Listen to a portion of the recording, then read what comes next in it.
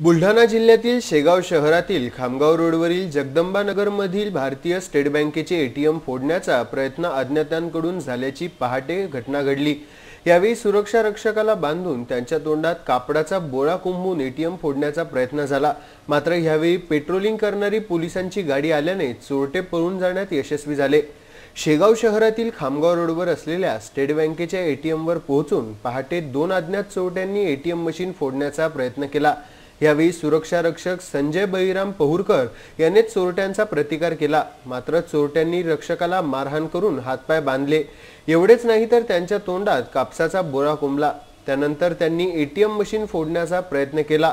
मात्र ह्याच वेळी खामगाव रोडवरून पोलिसांची पेट्रोलिंग करणारे वाहन सायरन वाजत जात असल्याने चोरटे सुरक्षा रक्षकाचा मोबाईल घेऊन पळून गेले। या प्रकरणी रक्षकाच्या तक्रारीवरून शेगाव शहर पोलीस स्टेशनला अपक्रमांक 346/18 कलम 393 भादवी अन्वय गुन्ह्याची नोंद करण्यात आली असून या घटनेचा तपास पोलीस करीत आहे। पोलीस स्टेशन शेगाव शहर येथे आज सकाळी 4 वाजता दरम्यान खामगाव रोडवरील एसबीआय एटीएम फोडण्याचा चोरट्याकडून प्रयत्न झाला, पण पोलीस आणि आमची पेट्रोलिंग चालू असल्याने सदर चोर हे काही म्हणजे प्रयत्न करून काही लुटमार न करता पळून गेले। त्याबद्दल आपण पोलीस स्टेशन येथे गुन्हा दाखल करण्यात आलेला आहे आणि अज्ञात चोरांचा तपास चालू आहे।